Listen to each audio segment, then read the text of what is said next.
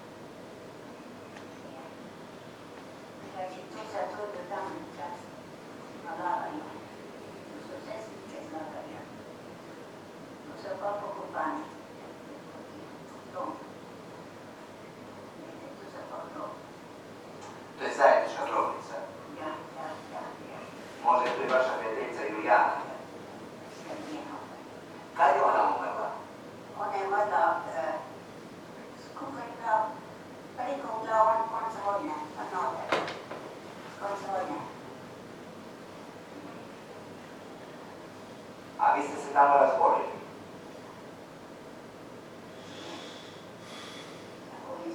Jaz sem nekako, ona je bolj jakrala, tako da bolj občutila noter, ne.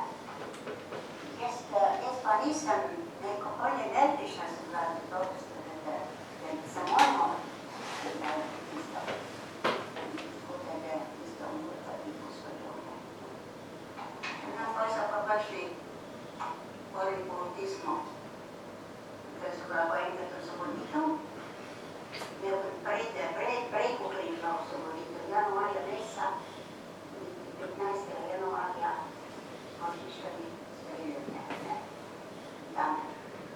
No, in potem so meseci dali strup, noter v tisto hrano.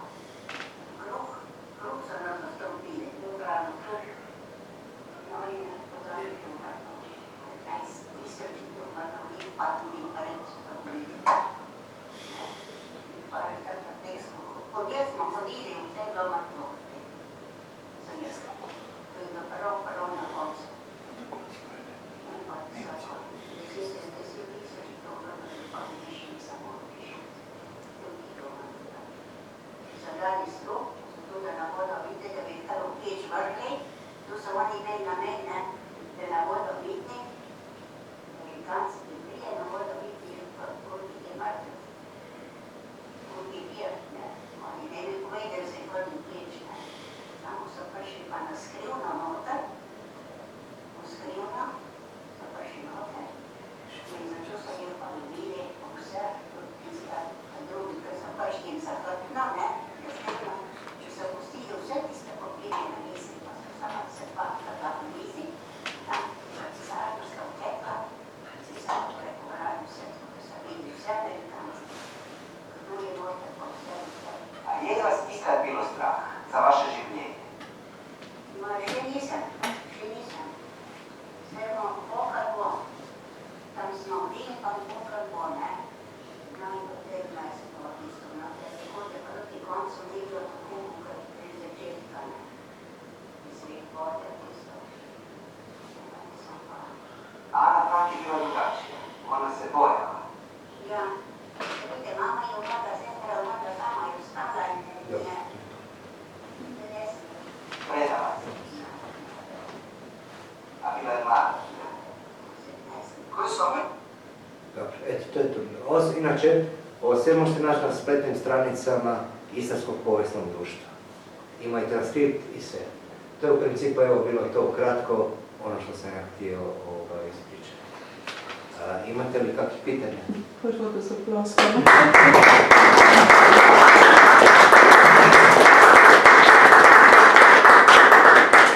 Hvala. Imate pitanja? Jaz se najprej prisrčno zahvaljujem za to, kar smo slišali. Gotovo pa je zdaj čas za diskusijo in za kakšna vprašanja. Medtem, ko premišljujete, katero vprašanje boste postavili, bom jaz eno temo odprl. Nemška koncentracijska taborišča so bila različna, popolnoma vsako imelo drugačna pravila.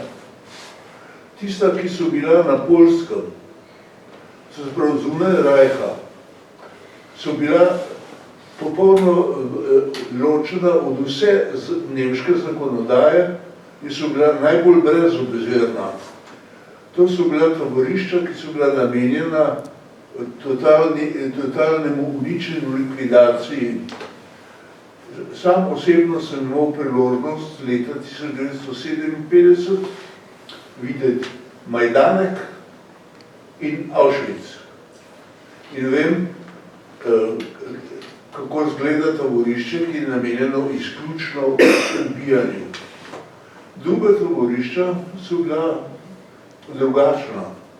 Tista, ki so bila v Nemčiji, so bila nekatera tudi taka, iz katerih se je teoretično dalo priti ven. Tak je bil, na primer, med drugim Dachau, ker so lahko pod določenimi pogoji ljudje bili izpuščeni. skrajno redko, tudi tam so ubijali, tudi tam so mučili, ampak vendar je bil režim drug. Zanima me pri tem, najbrž tega niste se poglabljali v te razlike med posameznimi taborišči, ampak kaj so bile specifike Bergen-Belzna v tem kontekstu? Ker vemo, recimo za Mauthausen vemo, da je bilo to taborišče, ki je bilo namenjeno skrajnemu izkoriščanju s težaškim delom in s tveganjem smrti, to da celo iz Mauthausena se je dalo v skrajnem primeru priti ven. Ampak Dachau je bil seveda drugačen, pri nas je v Sloveniji velika pozornost je bila namenjena Dachau zaradi dachovskih procesov. Tega, ko bi rekel, skrajno nepravičnih procesov, ki so se dogajali v 40 letih po vojni, ker so domnevali vse mogoče stvari, ki se v Dachovu niso dogajale. Ampak kaj je bila specifika, če morda veste, specifika Bergen-Belzna? Dachovski procesi, jedan je živio u Puli, bili su 48 do 50 Dachovskih procesi, to su tako su nazvani. Tako jedan je živio u Puli i umre u Puli koji je osuđen u Dachovskim procesima tu u Ljubljani. A u čemu je problem ovako? Isto Dachau, isto bilo je isto puno maltretiranja, isto je bilo puno smrti. Međutim, u čemu je odgovor na naše pitanje? U Bergen-Belsenu jednostavno je zakazala organizacija. Samo su ih dovodili, kako je već bio kraj rata, onda su dovodili Bergen-Belsen i logoraše iz drugih logora. Jedno se prenatrpalo i ona disciplina i organizacija je zakazala. Oni su bili prepušteni samim sebi i u tome je bio problem. U tome Bergen-Belsen bio drugačiji. Od ostalih je na kraju baš je bio totalni haos. Na kraju su ostali čak svi i sami u nekim trenucima.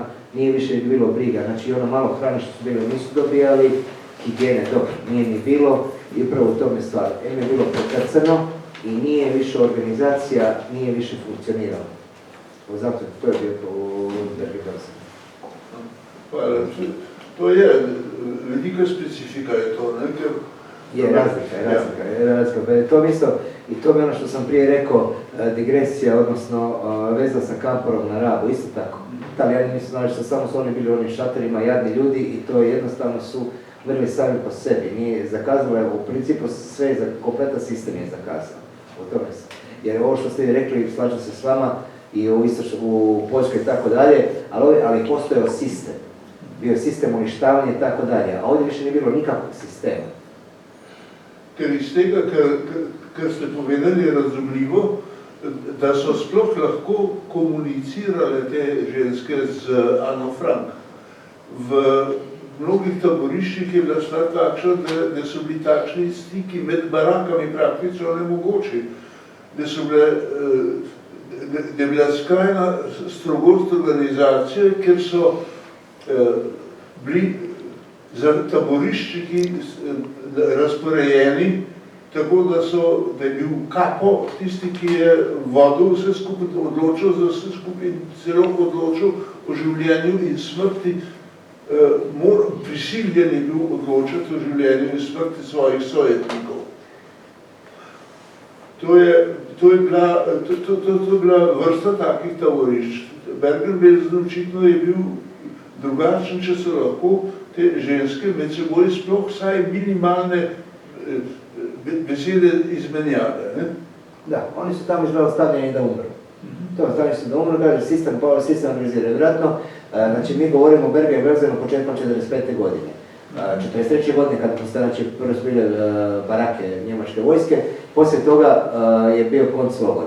Vjerojatno sistem postojao, ali se raspao, znači početkom 45. godine. To, kar je sicer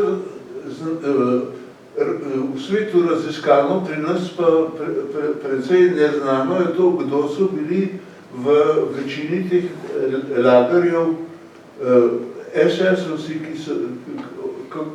kakšno socialno poreklo so imeli SS-ovci.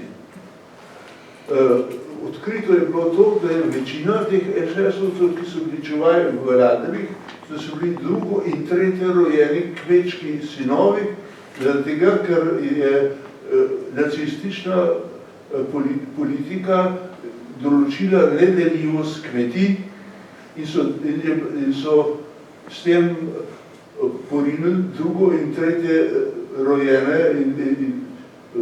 skratka, mlajše sinove so porinili iz kmetije ven in ti so potem mnogi našli pribežališče v SS in so bili čuvaji v lagerih. To je bilo v Nemčiji raziskano, kako je bilo drugo, kakšni so bili ti kadri, ki so bili v Bergen-Belsen, pa bi bilo zanimivo vedeti. Da, imate pravo, da vjerojatno ima, postoji popis. Postoji popis koji se može pronaći, koji se može praviti što su bili, ali vjerojatno na tragu ovoga što ste vi rekli. No, jaz nimam več drugih vprašanj, prosim publike, izvoli. Ja, jaz vas bi rad vprašal, midva so le ženo najprej v narabu, je bilo to 5-6 let nazaj, pa lansko leto tudi smo bili na Rabu, ne? In že takrat 5-6 let nazaj, sicer imamo mi eno hišo istrsko v Pomerju, ne? Tam Pule, ne? Ampak mene je motilo, da so rdeče zvezde zginile. Rdeče zvezde so zginile. Zastave zvezda. Ja, ne? Recimo, če naredimo tukaj en tak praznik, ponavadi ima antifašizem, ima rdeče zvezde. Takrat na Rabu je bilo prvi že antifašističen zbor, tudi hrvaški in tako naprej, ampak na nobeni majici ni bilo več te zvezde. To je nekaj, kako redo, nekaj strupenga, nekaj, kar se sploh ne sme kazati, ne? In mislim, da v celi Istri, vsaj v Istri sem videl, da zvezd, rdečih zvezd ni več kot samo na Heinekenu. Na Heinekenu. Ne, krivo imate, ima. Evo, spomeni se recimo Vodnjano, pa ste vidjeli čak što je napravili, evo, na Velom vrhu, isto su i imate, ima i čak što ih obnovili te dači. Ima. Možda niste vidjeli, ali pa jedno isti postoje, drugi više ne postoje. Če dovolite, bi gospodu odgovorila, vedno bi se z njim strinjala. Sem Milena Mileva Blažič, poučujem otroško mladinsko književnost in v reviji Mladina je nekdo opozoril, da z otroških ilustracij, to je bilo leto 2019, založba Mladinska knjiga, ilustracije Jelke Reichmann in pri ponatisu leta 2019, pri ponatisu ilustracij, na katerih so SFRJ zastave, so izbrisali zvezdo, retuširali zvezdo. Ima dokumentirano. Mladinska knjiga 2019, tako da sem dokumentirala. Imate drugo stvar, recimo, svi vole nogomet. Hajduk Split. Znate da ima rdeču zvezdu. I sad su, znači on sam 1900 ima 110 godina i više, i sad su prije nekoliko godina, prije korone, napravili su retro dresove, i sad recimo Ivan Buljan i tako, znači koji su bili 70. godina, 70-80 godina, pa im nisu stavili zvijezdu.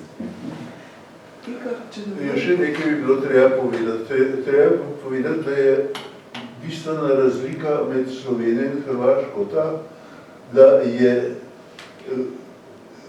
zelo energična desnica v Hrvaški na vladi, v Sloveniji pa v opoziciji. To je razlika. Zaradi tega v Sloveniji ni prišlo do tako radikalnega brisanja spomina na osvobodilni boj. Na Hrvaški je znano že, da je Tudžman že hotel doseči, da se zlije skupaj pozitivni spomin na NDH z pozitivnim spominom na nekatere vojaške uspehe osvobodilnega boja. To je že Tudžmanova politika bila in marsikaj se je glede na to zgodilo. Se pravi, tu je neka razlika in zato seveda tega, kaj se dogaja z rapom in tako naprej in tako dalje, ne kaže, kako bi rekel, razumeti zunaj tega komplektu tega, da rap leži, kot vemo, v Republiki Hrvaški. To je ta osnovna stvar. Namreč,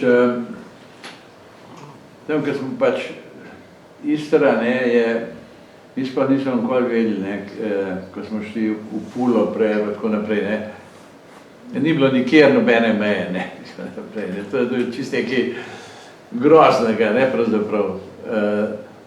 Ker se počutiš se posod doma, mislim, zato, ker recimo, jaz vem, ker smo šli v muzej, v Puli je bil znanost narodu, je napisano gor, in tukaj je tako, potem recimo tudi Petruško je napisal knjigo Peruško je napisal tisto knjigo in je 1908, nekaj takega, je bila ustanovljena Slovensko-Hrvaška demokratična zveza, za tega, da se zaustavi ta italijanski teror.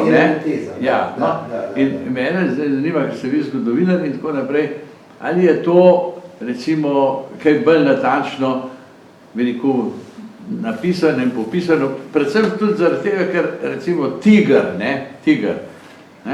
Trst, Istra, Gorina, Reka, in recimo moj ded je delal v tovarni torpedov v Reki, moja mama je bila rojena na Reki. Skratka, to je en enoten prostor. Prvič, ko sem jaz morje videl, mi ga je mama pokazala, ko smo se peljali na Reko. In tudi, recimo, ko smo potem v znanosti, mi smo imeli velike konference v Opatiji. Zakaj? Zaradi tega, ker je to kot tale veli, to je bila dolina visokih znanosti, ampak vseh znanosti, tudi ekonomije in tako naprej, in predvsem Opatija pa Reka. In tukaj se take stvari se dogajajo, da je res, bi rekel, ta Istra je imela poseben čar za visoke stvari in velike misli. Razumijem, da, pa v principu, što sam rekao, to je bila ista država. I Austro-Ugarska, Italija i Jugoslavija, tako više sad nisu iste države.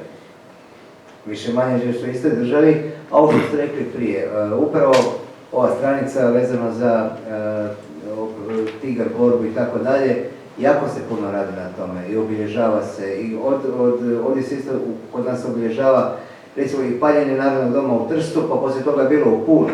Obilježava se, radi se na Tigrovcima, na Vladimiru Gortanu, jako puno zadnjih 7-8 godina, imate jako puno literature koja se bavi tim temeljima, odnosno nastankom antifašizma, odnosno antifašističkog pokreta, ne samo u Istri, nego i u slovenskom dijelu Istre i tako dalje. Tako da se o tome radi, mogu reći da.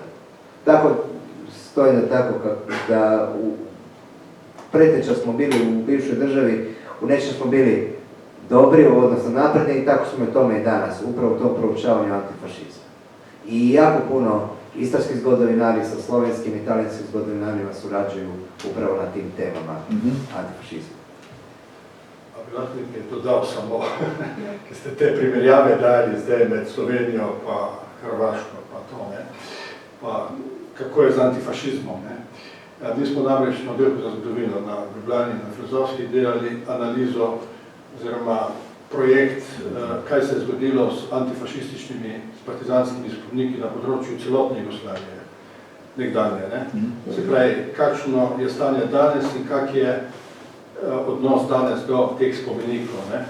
Imate tudi na YouTube film, ki smo ga naredili, je tudi v angleščino preveden, spod napisi Moč in nemoč spomenikov. Se lahko gledate, 30 minut traja in je v bistvu situacija taka, da je najslabša situacija na Hrvaškem. Na Hrvaškem so minirali, porušili, uničili okoli 3000 spomenikov. 3500. 3500. Ja, recimo, Petrova gora, če pogledate, strašno. Ne? Da ne govorim dalje posamezne primere. Minirali so v Opuzeno Stepana Filipoviča, ki so ga obesili v Valjevem pod četniško-nemškimi vislicami, ne? Valjevo je ostal. No, situacija je taka, da je Hrvaška daleč najslabša, glede tega. V Bosni tudi rušijo, predvsem Hrvati, rušijo na Makedoniji, recimo, znani spomenik bitki na Neretvi. V Srbiji so zapuščeni, ene zdaj obnavljajo, Vojvodina podobno.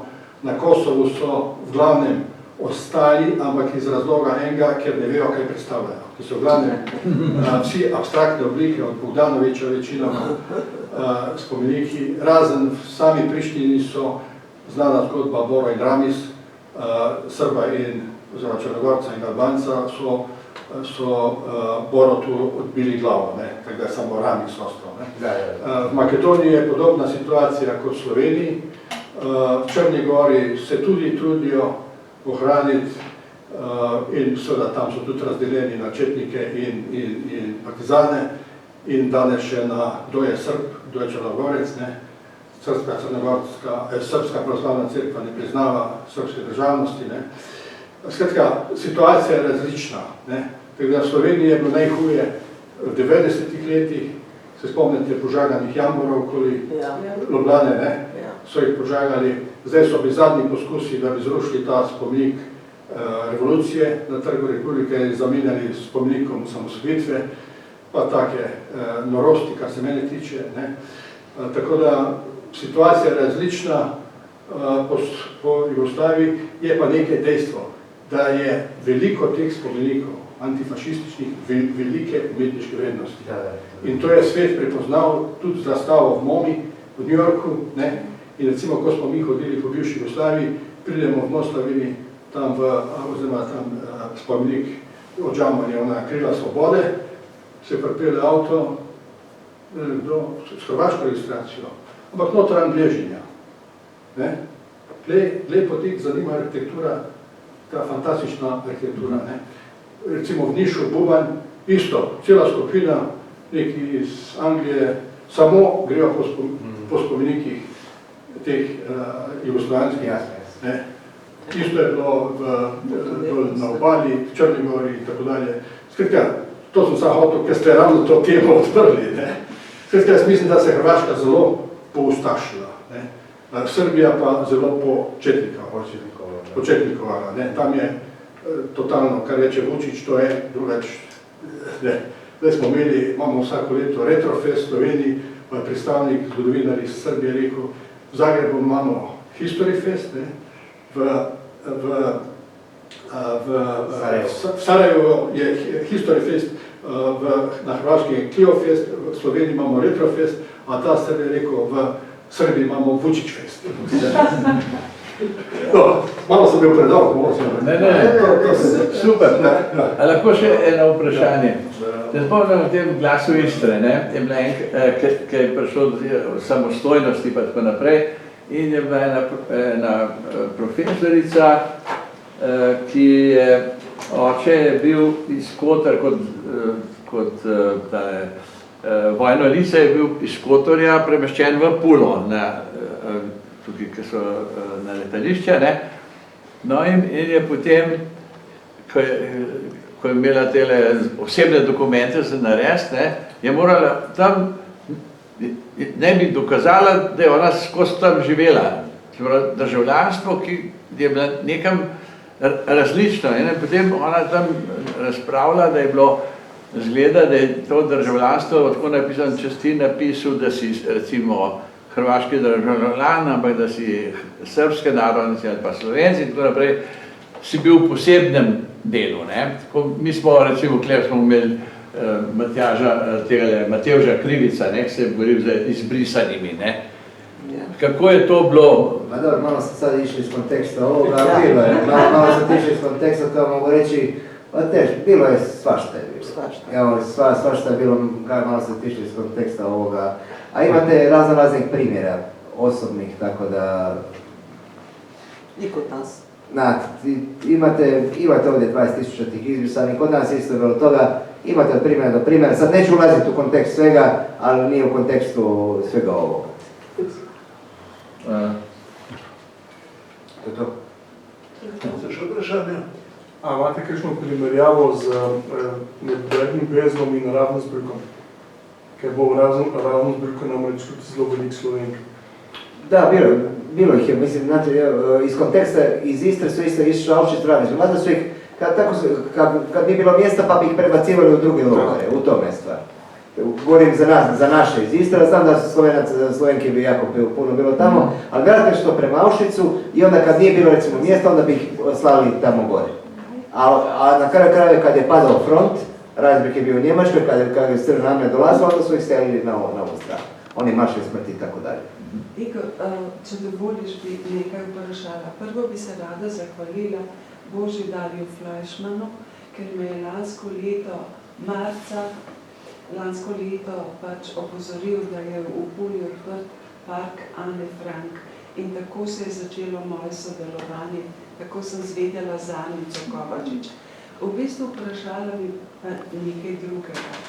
Recimo, ko midva sodelujeva skupaj in si deliva tudi gradivo, ko si omenil Zveze Anice Kovačič, opazila sem pri njej, pa tudi ravensbriške pesmi Erna Musa, tako zavezo med temi ženskami, da se to sporoča naprej, če preživijo. In recimo en otrok se je rodil v Bergen-Belsen in me zanima, kakšna podobnost, razlika je med moškimi taborišči pa ženskimi, recimo rojstva otrok, kakšna bog ne daj posilstva, ampak ta zaveza se mi zdi, da je pa nekaj posebnega. Je i više nego, ja znam recimo, muški su se recimo izdahao, nalazili se, a svako toliko vremena pa bi se i familijarno družili i tako dalje. Međutim, ovo što vi kažete, puno je čvršća i jača veze, jer ja nisam, imamo 3-4 dnevnika isto iz Istre, koji su skupljeni, to su žene imena logoraša, nijedan muški nije imena logoraša skupljao. Doduše i manje živi i tako dalje. Međutim, puno je, ta ženska veza je puno jača, puno jača i čvršća nego što je bila recimo muška veza iz Slovenije. Recimo, moj dedek je preživel Dachau, zato se tudi, ne bom rekla, ukvarjam s tem. Mama od mojega ljubega soproga je bila partizanka in je bila zdravljena v bolnici Franja in tako naprej. Moj dedek nikoli ni hotel govoriti o holokaustu. Edino stvar, ki je rekel, ker je preživel 4 leta, je rekel, preživeli smo, ker smo si pomagali. Solidarnost, košček kruha so se delili in tako naprej. Nikoli pa ni govoril. Je, ali isto tako u pravu ste, prije će žena ispričati, međutim, ali treba i vremena. Mi imamo nešto muških logoraša, to su bili vojno, imati više vrsta logora, ali treba opet proći neko vrijeme. Treba neko vrijeme proći. Da, sa pravom. In v bistvu šele 3. generacija vidim, da vnukinje piše o babicah. Da, unuci, da. Ali to je uvijek ta veza između, znate, unuci, bake, djedovi, to je opet isto neka veza koja je potpuno drugačija. Kolegica mora... Jaz moram po otroka, se upravičujem vsem. Ja, hvala po kontaktu. Moš, čujem. Veselim, ja. Rodci zvija, upam, da nekaj hvala. Srečno, Helena. Običajno je tako bilo, da so zelo neradni se pogovarjali taboriščniki, tudi pa po vojni doma. Tvoj oče ne Moj oče je recimo zbežal iz Dachauja. Kako so ga sprašvali, kako si lahko zbežal, vse se ni dal. In je enkrat vseeno, jaz sem od drugih zvedla, kako je zbežal, ne od njega. Enemu se je zaupal.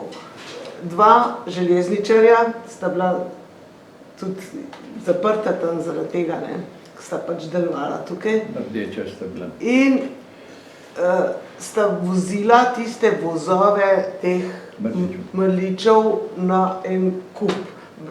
vlekla sta voz, ne, in to je bil čisto v enem koncu tist kup nekje daleč od teh barak, ne. In sta opazila, da lahko splezata čez, ne, da ni vedno pod elektriko.